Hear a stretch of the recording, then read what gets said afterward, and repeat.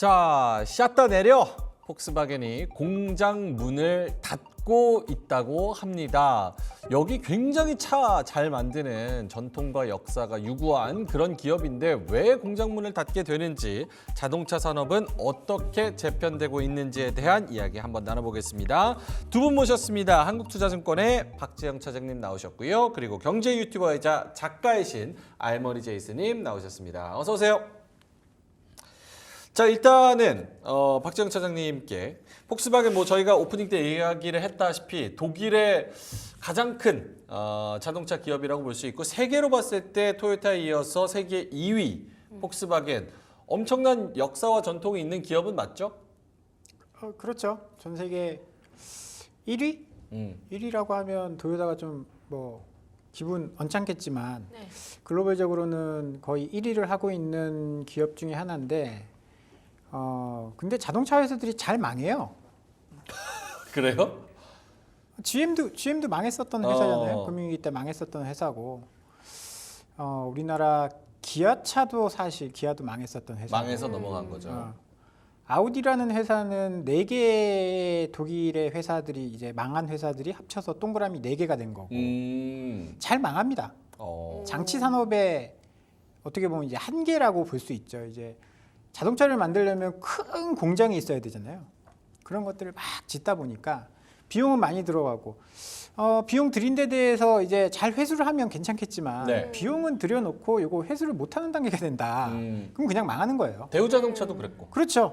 대부분의 자동차 회사들이 많이 그런데, 나라의 도움이 없이 이렇게 자생하는 회사들, 지금 자동차 관련돼서 폭스바겐이 왜 여기까지 왔느냐. 네. 옛날 회사들은 지금 다 망하기 시작했습니다. 아까 이야기했었던 자동차 회사들을 말씀을 드려서 그렇지만, 왜냐하면 차가 잘 팔리면 네. 문제가 생길 수밖에 없습니다. 뭔가 사고가 날 수도 있고 기술 개발이 잘 안 될 수도 있잖아요. 그렇죠. 리콜 얘기도 심각하게 그렇죠. 나오고. 100만 대 이상 팔기 시작하면 이제 리콜이라든지 이런 것들 때문에 수익성이 떨어지는데, 폭스바겐이 망한 건 아닙니다. 지금 네네. 독일의 공장 요거 하나 철수하는 거 가지고 이게 너무 설레발 치는 거일 수도 있는데, 네. 그렇게 된 결정적인 계기는 디젤 게이트였어요. 디젤 게이트. 지금 다 잊으신 것 같은데 10년 전에 2015년도에 유럽은 전기차가 굉장히 늦었었던 이유는 전기차 이거 안 된다. 우리가 잘 아는 디젤로 갈 거다. 친환경 디젤이라는 게 있지 않느냐. 이러면서 친환경 디젤을 계속 개발을 했는데 한계가 있었던 거죠. 유럽의 기준을 맞추지 못했습니다. 그러니까 어떻게 했습니까? 조작을 했죠. 소프트웨어 조작을 하면서 환경 영향 평가할 때는 이게 안 나오는 것처럼 딱 해놓고 실제 달릴 때는 매연이 많이 발생하는 디젤 게이트가 지금 9년 전에 발생을 했는데, 그러면서 차 이미지가 다 망가져 버렸어요. 우리나라에서 3대 독일 명차라고 하면 뭐가 있었죠? BMW, 벤츠, 아우디. 그렇죠. 아우디 굉장히 많이 팔리는 명차라고 생각을 했는데, 그 다음부터는 싹 사라졌습니다. 그렇죠. 도로에서 예전에는 A6나 이런 것들 엄청 많이 볼 수 있었는데, 5 시리즈랑 E 클래스랑 경쟁을 실제로 했었죠. 그렇죠. 근데 이제 이 차는 2천만 원, 3천만 원 할인 안 해주면 안 사는 차. 안 사요. 이렇게 돼버렸습니다. 중고 가격 방어가 제일 안 되는 차종 중 하나입니다. 폭스바겐 CEO는 아직까지도 재판을 받고 있어요. 이 디젤 게이트 관련돼서 벌금만 4조 이상을 물었거든요. 그러면서 우리나라에서 폭스바겐 차도 많이 사라졌어요. 예전에 SUV 명차하면 티구안을 많이 떠올려요. 그렇죠. 투아렉 티구안. 투아렉 티구안. 네, 정말 아빠들이 사고 싶은 차였는데 지금 투아렉 티구안 우리나라에서는 잘 안 보이죠. 힘들죠. 잘 안 보이죠. 이런 문제들이 발생하다 보니까, 그리고 중국에서도 장사가 잘 안 돼요. 중국에서 엄청 장사를 잘하던 폭스바겐이었는데 중국에서도 지금 적자가 나고 있습니다. 이런 문제점들 때문에 지금 독일 공장은 전 세계, 우리나라도 지금 폴란드에 공장 짓고 막 그러고 있잖아요. 네. 유럽에 공장 짓고 경쟁이 심하다 보니까 중국에서 전기차를 굉장히 많이 팝니다. 이런 문제들이 하나하나 겹쳐서 이러한 상황까지 오지 오케이. 않았나라고 정리를 해볼 수 있을 것 같습니다. 2015년 지금 뭐 공장 문 닫는다고 얘기를 하지만 사실상 시간을 거슬러 올라가 보면 거의 10년 전부터 디젤 게이트 터졌을 때부터 무언가 그런 조짐이 조금 보였고 지금은 이제 전기차로서 산업이 재편되면서 중국에 대한 이슈가 변수로 들어왔고 폭스바겐이 여기서도 영향을 받고 있다. 실제로 그러면은 숫자적으로도 폭스바겐이 위기인가? 저희가 제작진이 CG를 또 준비를 했는데 영업이익도 작년 상반기 대 올해 상반기 1년 만에 영업이익이 11%가 줄었습니다. 그래서 113억 유로부터 이제는 100억 유로 세 자릿수까지도 위협을 받는 그런 상황이고 그럼 볼륨은 괜찮냐? 차량 판매량도 볼륨도 2% 넘게 줄면서 440만 대에서 430만 대 실제로 이 볼륨이 하향 추세라는 점이 좀 걱정스럽고 이렇게 전반적으로 폭스바겐이 숫자적으로 데이터적으로도 굉장히 안 좋다. 박재영 차장님이 중국에 대한 운을 띄워주셨는데 알머리 제이스님이 또 그 자료를 준비를 해 오셨습니다. 중국이 이 자동차 산업에 어떻게 변수로 들어가게 되는 겁니까? 네, 먼저 폭스바겐 같은 경우에 이제 박 차장님이 그러니까 내적으로 생긴 문제들에 대해서 잘 히스토리를 정리해 주셨는데 네. 그 상황에서 바깥쪽으로 외환은 어떻게 일어나는지 내부 외환 측면에서 이제 바깥에서의 경쟁자들에 대해서도 잠깐만 볼 수가 있을 것 같은데 한국이랑 중국이랑 뭐 원래 도요타랑 경쟁을 하고 있었고 한중일 그러니까 극동의 자동차 회사들이 폭스바겐을 아주 제대로 공략하고 있었어요. 로우킥과 카프킥? 제가 생긴 거랑 다르게 MMA 팬인데요. 네. 그래서 이제 폭스바겐 같은 경우에 물론 이제 고급 브랜드들도 가지고 있지만 폭스바겐의 매출 볼륨의 핵심은 메스티지거든요. 네. 그러니까 중저가형 자동차, 그러니까 비싸지 않은 자동차도 퀄리티 있게 잘 만드는 게 폭스바겐의 장점이었는데. 폭스바겐 골프 뭐 이런 것들. 네, 그렇죠. 근데 지금 중국 같은 경우에 저가형 자동차를 너무 잘 만들어서 잘 공략을 하고 있어요. 그래서 이제 그런 부분이 이제 하나의 위기고. 그다음에 그러면 이제 메스티지 좀 더 높은 가격대의 자동차 같은 경우에는 한국의 현대기아 차가 그렇죠. 그런 감성 품질을 계속해서 끌어올리면서 폭스바겐의 어떤 경쟁자가 되고 있거든요. 극동의 로우킥과 카프킥이라는 게 한국은 하이엔드 쪽을 잘 공략해서 잘 그렇죠, 팔고 그렇죠. 있고 그러니까 저가 가자니 중국이 네. 잘 만들어서 싸게 공급하니까 폭스바겐의 허벅지는 한국이 때리고 있고 폭스바겐의 종아리는 지금 중국이 계속 때리고 있는 거예요. 그래서 폭스바겐 다리 아예 아작났네요. 네, 그래서 지금 네. 쩔뚝거리고 있는 거예요. 쩔뚝거리고 있군요. 네. 그렇구나. 그럼 중국뿐만이 아니라 한국도 같이 이거를 잘 해주고 있는 부분이 폭스바겐의 위기로 다가오고 있다. 네. 근데 실제로 중국이 전기차들이 이런 거를 잘 팔아요? 그러니까 저가 자동차를 잘 판다는 게 중국 차 우리 입장에서는 약간 생각해. 중국 뭔가 뭐 그런 공산품 간단한 건 쓸 수 있지만 자동차를 중국 거를 산다? 약간 이게 잘 이해가 안 가는데 여기에 뭐 전략이나 뭐 숨은 비하인드나 뭐 이런 게 있어요? 그 부분은 제가 생각하기에는 중국이 핀테크 산업이 성장했던 부분이랑 지금 중국이 전기차가 성장하고 있는 부분이 굉장히 유사한 점이 많다고 봐요. 그러니까 중국 같은 경우에 신용카드 경제가 좀 그 인프라가 약했었거든요. 네. 그런데 이게 IT 기술이 발전을 하면서 트렌드가 이제 그 IT 트렌드가 생기면서 뭐 알리페이나 위챗페이 같은 그런 핀테크 기업이 신용카드를 건너뛰고 바로 성장을 할 수가 있었던 거죠. 근데 지금 중국의 전기차 산업도 유사한 부분이 있는 것 같은 게 중국이 내연기관을 잘 만드는 나라는 아니었어요. 네. 물론 이제 브랜드는 있었지만 그게 글로벌 대비해서 영향력은 굉장히 적었었는데 그러니까 오히려 내연기관의 토대가 별로 없다 보니까 바로 건너뛰고 전기차에 올인을 할 수 있었던 것 같습니다. 그 대표적인 사례가 BYD 같은 회사들이고요. 그래서 핀테크 같은 경우에 신용카드를 건너뛰고 어떤 핀테크로 바로 넘어간 것처럼 네. 중국 입장에서는 내연기관을 건너뛰고 전기차를 이제 그 성숙화시킬 수 있는 노력이 있었기 때문에 이렇게 단기적으로 빨리 치고 올 수 있지 않았을까 그렇게 생각을 하고 있습니다. 원래 중국 가면은 그 거지들도 QR 코드 앞에 두고 그 QR로 그 돈 받는다 그러잖아요. 진짜요? 그래서 그런 핀테크들도 사실은 원래 신용카드를 거쳐서 그런 QR이나 이런 온라인 결제로 와야 되는 건데 그걸 아예 건너뛰고 중국이 바로 QR로 넘어온 것처럼 약간 전기차도 내연기관차 건너뛰고 그냥 바로 전기차로 넘어온 게 있지 않을까. 실제로 박재영 차장님, 요 중국의 전기차들이 좀 많이 판매가 됩니까? 저희가 준비한 그래프로는 지금 전기차 해외 판매. 네. 작년부터 전 세계 수출 1위는 일본이 아니고 중국이었어요. 아 그래요? 작년부터 전기차 오. 계속 유럽에 많이 팔고 중국이 관계가 좋은 뭐 남미라든지 아프리카라든지 동남아라든지 네. 이런 쪽에 전기차 가장 많이 팔면서 전 세계 수출 1위 국가가 자동차 수출 1위 국가가 중국이 됐습니다. 오. 중국은 이제 전기차 보급률이 한 60% 70% 정도 되다 보니까 이제 자기네들이 만든 거를 내수해서 소비하기는 굉장히 어렵거든요. 아 저렇게 많이 팝니까? 엄청 많이 팔고 있어요. 이미 전 세계에서 차를 가장 많이 파는 나라는 중국이 돼버렸습니다. 오.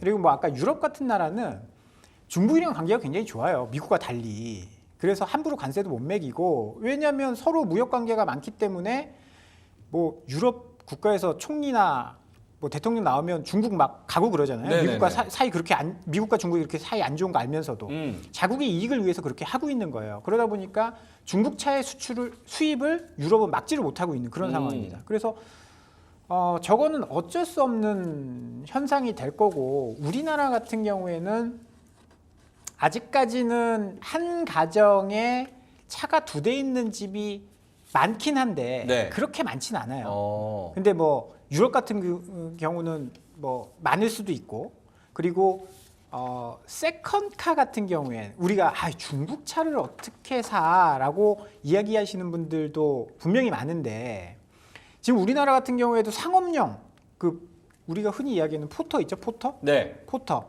그 차는 중국산 포터가 많이 포터라고 하면 안 되는데 1톤 트럭. 그거는 많이 돌아다니고 있습니다. 네. 이미 뭐 매장도 많이 열려 있고요. 그리고 1,000만 원대 전기차다라고 한다면 마트 가는 용으로 집에 차 한 대 있으신 분들은 한번 생각해 볼 수 있는 용도로 사용할 수도 있어요. 그리고 유럽 같은 경우에는 전통적으로 소형차가 많이 팔립니다. 아까 뭐 골프 이야기했잖아요. 그렇죠. 해치백, 작은 차들 그런 것도 굉장히 잘 팔리거든요. 골프, 비틀, 미니 이런 것들. 그러다 보니까 중국에서 잘 팔리고 있는 상황이고요. 이런 현상은 앞으로도 계속될 겁니다.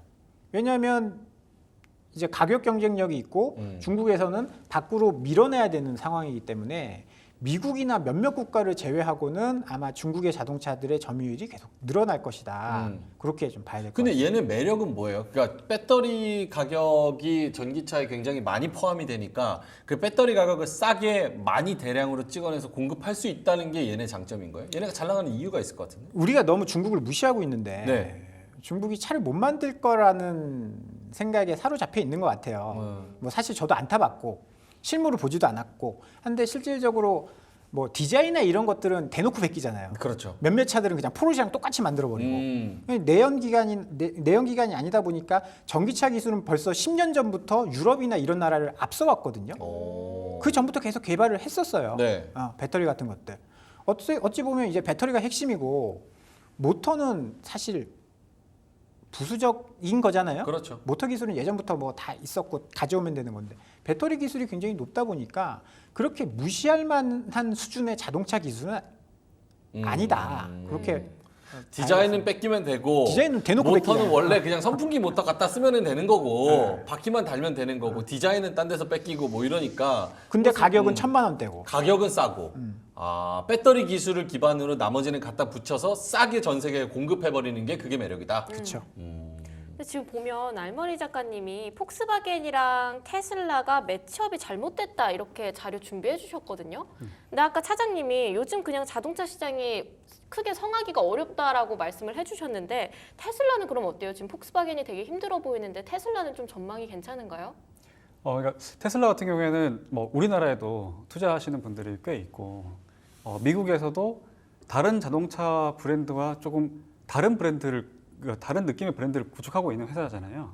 근데 이제 그래서 그 테슬라 같은 경우에도 저는 내부적으로는 딜레마가 있을 것 같은 게 어찌됐든 지금 테슬라가 경쟁해야 되는 곳은 그런 뭐 그 유럽의 하이엔드 브랜드라기보다는 결국에는 중국이랑 싸우게 될 것 같거든요. 테슬라가 나중에 중국이랑 네네. 싸우게 될 거다. 그 부분에서 제가 말씀드리고 싶은 포인트가 테슬라가 지금 잘 하고는 있는데 핵심적인 숙제가 몇 가지가 있어요.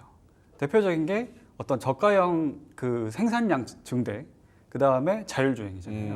근데 그 저가형 모델, 그러니까 말하자면은 좀 더 큰 마켓을 가져오려면은 저가형 모델을, 그러니까 저가형 시장을 공략을 할 수밖에 없는데, 그러면 중국이랑 경쟁을 피해갈 수가 없어요. 중국의 전기차들이. 그렇죠. 아까 이제 차장님 말씀하셨듯이 이미 전기차 쪽은 중국의 퀄리티 훨씬 올라와 있기 때문에 그 부분과 더해서 저는 자율주행도 중국과의 경쟁이 앞으로 굉장히 볼만하다고 생각하는 게 중국이 배터리 기술이 떨어지는 나라도 아니지만 IT 기술이 떨어지는 나라도 아니에요. 그렇죠. IT 잘하죠. 네. 그리고 한 가지 더 장점이 있는 게 중국은 아무렇지도 않게 대중의 개인 정보를 가져올 수 있는 그런 국가란 말이에요. 그래서 사실 이게 자율주행 싸움이라는 건 결국 데이터 싸움인데 테슬라 같은 경우에는 테슬라의 고객들의 데이터를 이제 가져옴으로써 계속해서 학습을 하고 그렇게 해서 이제 자율주행을 끌어올리고 있는 반면에 중국은 아무렇지도 않게 계속해서 데이터를 누적시킬 수가 있단 말이에요. 그런 부분에서 오히려 유럽보다도 자율주행의 격전지는 중국이 될 가능성이 굉장히 높다고 봅니다. 그래서 물론 이제 시장은 좀 양분화될 수 있을 것 같아요. 중국의 전기차가 주로 이제 어필하는 국가들이 남미라든지 뭐 동남아시아라든지 그런 제3국 이머징 쪽으로 좀 치중이 되는 반면에 테슬라는 좀 더 이제 북미권이나 유럽처럼 이런 쪽을 가져가려고 하고 있잖아요. 근데 그럼에도 불구하고 자율주행이라고 하는 서비스의 퀄리티 싸움 측면에서는 결국에는 중국과의 격돌을 피할 수 없다라고 저는 생각하고 있습니다. 근데 둘이 사실상 생각해봤을 때 라이벌입니까? 저는 라이벌이 아니라 딱 자기네들이 정해진 시장을 가져가는데 이미 벌써 정리가 되고 있다고 생각을 하거든요. 왜냐면 테슬라가 중국에서 데이터 수집을 거의 못하게 돼 있잖아요, 지금. 네. 그리고 중국은 미국 와서 데이터 수집 당연히 안 되죠.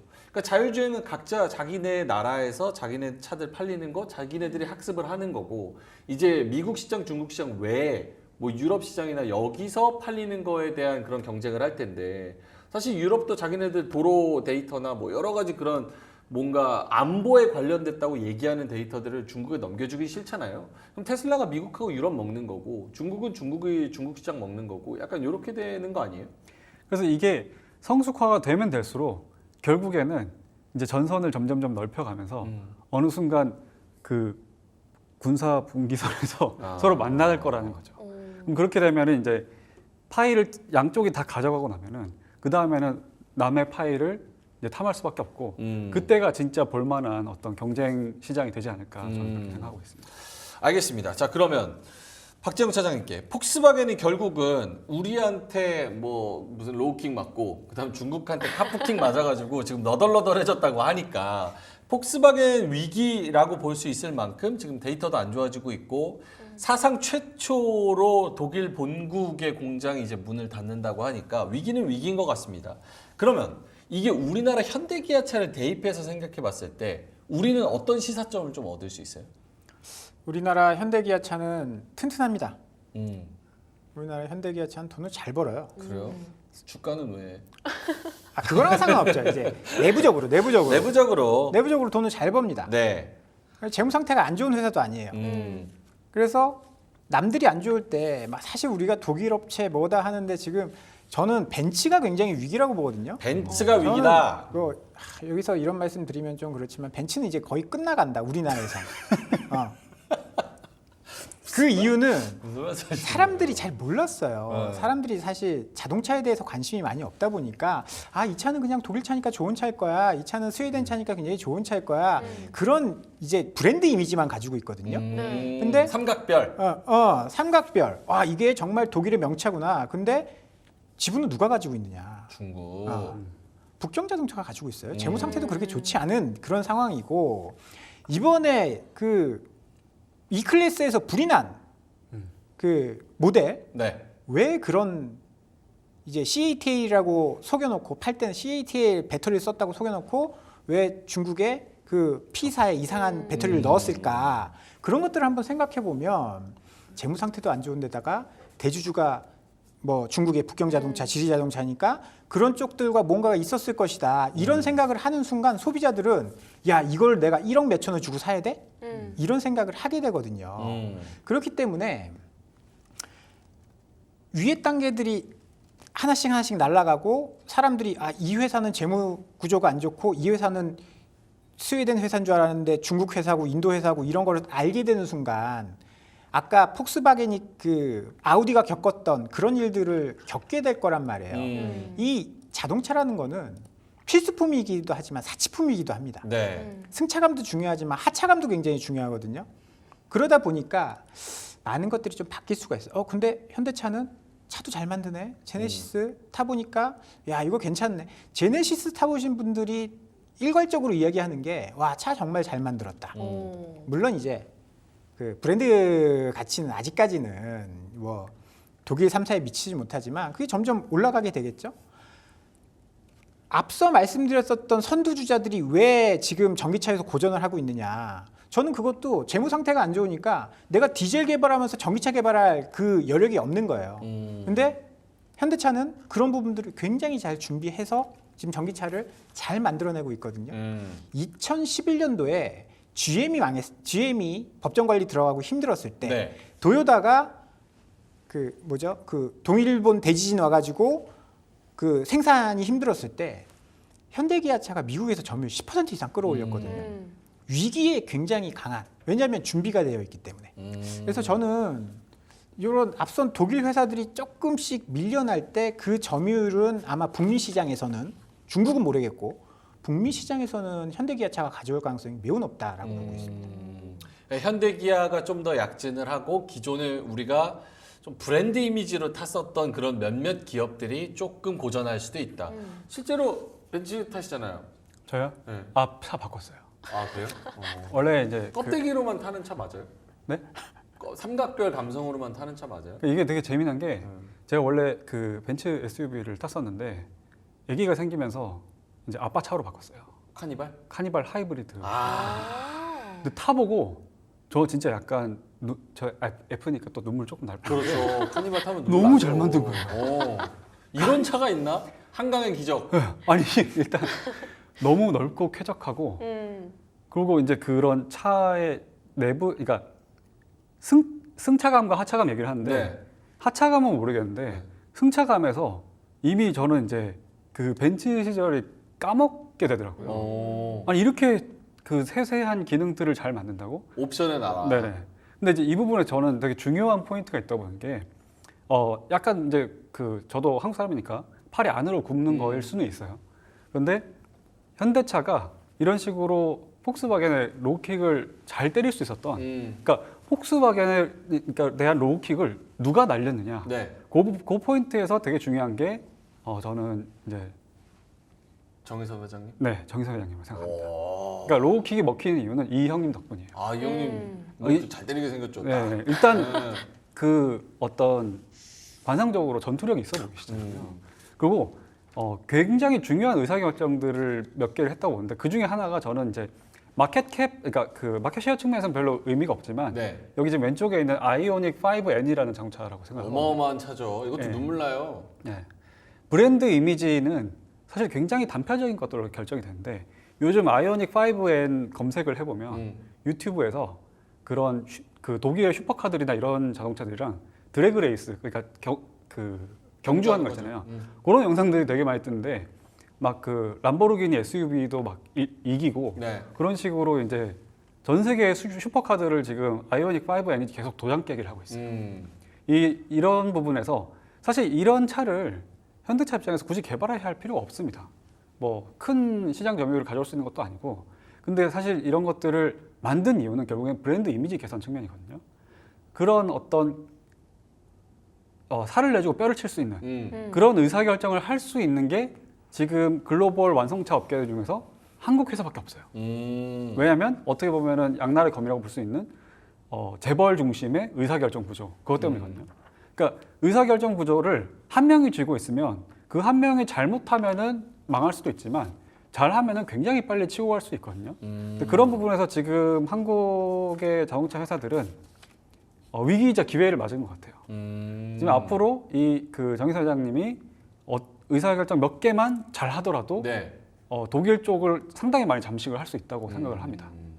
실제로 내연기관차도 잘하고 하이브리드 잘하고 저렇게 전기차 관련해 가지고 좀 트렌디하게 네. N 모델 플러스 전기차 그래서 아이오닉 5N도 모든 유튜브에서 다 1등하고 극찬을 받고 있는 그런 상황이고 네. 하이브리드 잘하고 네. 부동산 투자 잘하고 그렇죠, 그렇죠. 그렇죠. 네. 한전부지 잘 샀잖아요. 저는 거기를 100층으로 올리려다가 55층인가 그 두 네. 개로 나눈 것도 되게 좋고 잘하는 의사결정이라고 생각해요. 결국에는 빨리 지어서 뭔가 그 이제 본사 이전도 하고 이렇게 해야지 되는데 100층으로 계속 고집하다가 이게 계속 몇 년씩 밀리고 이러면은 사실 이게 기업의 의사결정이 상당히 밀릴 수가 있는 거였는데 빨리빨리 결정을 한 것도 어떻게 보면은 오너 중심의 의사결정 구조 덕분이라고 생각을 하거든요. 그래서 그런 이제 몇 개의 의사결정을 여태까지는 잘 보여주고 계셨기 때문에 앞으로도 좀 기대를 해볼 수 있지 않을까. 생각합니다. 현대기아차 잘한다. 네. 박지영 차장님과 우리 알머리 제이슨님 두 분 다 현대기아차 굉장히 잘하고 있다. 그런데 또 자동차 하면 자율주행 관련 얘기가 계속 나오잖아요. 근데 이 자율주행은 또 전기차가 그렇게 특화되어 있대요. 그럼 결국은 또 캐즈맨 지금 있다고 하더라도 나중엔 전기차가 다시 대세를 타지 않을까 싶은데 전기차 향방과 함께 앞으로의 투자 전략을 좀 어떻게 세워보면 좋을까 싶어요, 차장님. 저는 그 두 가지는 글쎄요. 작년, 재작년부터도 좀 오래 걸릴 거다라고 이제 주장을 하고 있었던 사람 중에 하나인데 네. 전기차가 처음에 나왔을 때는 정말 대단한 것처럼 뭐 그랬겠지만 시간이 지나면 단점들도 많이 보일 거예요. 특히 이제 작년 겨울에 그런 단점들이 막 부각되면서 미국에서 전기차 충전하는데 막 몇 킬로씩 줄을 서 있고 그런 점들이 분명히 보일 겁니다. 자율주행도 테슬라가 조만간 뭐 완전 자율주행 뭐 3.5단계, 4단계 할 것처럼 이야기하다가 지금 소프트웨어 패치돼 가지고 이제 손 놓고 운전하면 몇 번 걸리면 FSD 못 쓰게 만들어 버렸잖아요. 쉽지 않을 겁니다.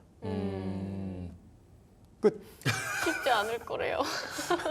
아니 투자 전략을 물어봤는데 쉽지 않을 거라고. 대신 이제 하이브리드로 가야죠. 네. 너무 내가 여기 한 단계 건너가지고 저까지 쭉 가겠다 이거는 자율주행 4단계는 저는 쉬운 문제는 아니다라고 보고요. 전기차도 뭐 여러 가지 단점들을 보완한 하이브리드가 먼저 쫙 다 깔리고 그 다음에 순차적으로 좀 바뀌는 시기가 오지 않을까. 그렇게 보고 오기는 있어서. 오네요, 그런 시기가. 저 죽기 전에 오겠죠. 그러면 하이브리드, 전기차, 뭐 내연기관차 뭐 여러 가지가 있는데 결국 그거를 다 잘하는 게 전 세계 글로벌 유일하게 현대기아차 아닙니까? 도요타 도요타는 잘 못하죠. 도요타 전기차 잘해요? 잘 못하잖아요. 하이브리드만 잘하죠. 렉서스 브랜드는 원래 이제 하이브리드만 베이스였죠. 그렇죠. 그리고 앞으로 그걸 쭉.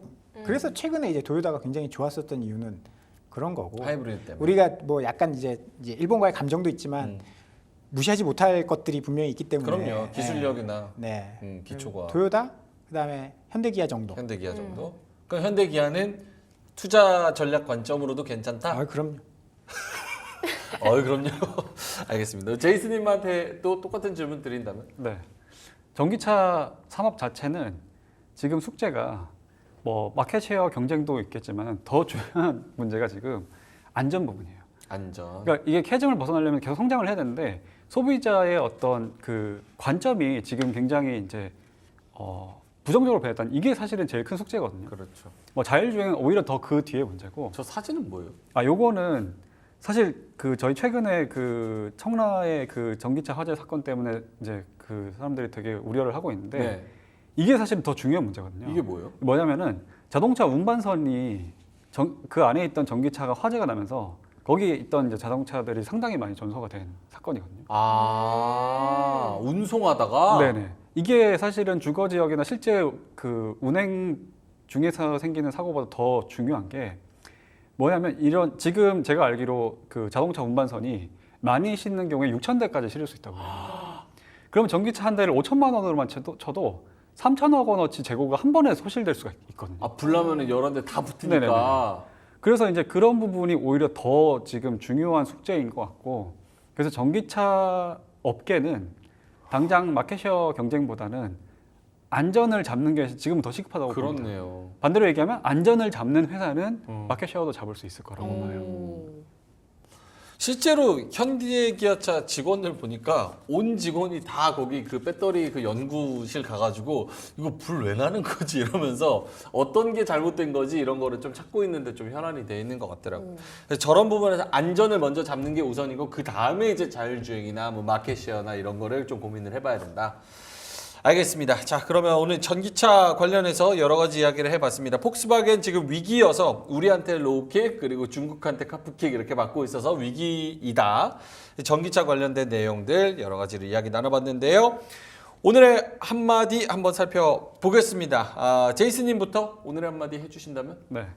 저는 아까 이제 박 차장님 말씀 듣고 되게 속으로 이렇게 뭐랄까 공감이 된 게 소비자들은 지금 되게 좋아진 시기인 것 같아요. 선택권이 너무 많아졌어요. 뭐 하이브리드도 괜찮고 전기차도 뭐 타고 싶은 사람 탈 수 있고 그런 것들을 서로 잘 만들려고 회사들이 경쟁을 하고 있는데 주식 투자자 입장에서는 굉장히 어려워졌어요. 그러니까 기술 트렌드도 너무 다양해졌고 경쟁도 너무 치열해졌고 이 상황에서 핵심적인 투자 아이디어가 잘 안 떠오르는 것 같아요. 그래서 소비자로서는 즐길 수 있으나 당장 투자는 어떻게 해야 될지는 저는 잘 안 보이는 그런 시기라고 봅니다. 산업이나 이 기업 자체가 좋은 거는 알겠지만 소비자도 좋지만 투자 개념으로 주가 개념으로는 잘 모르겠다. 네.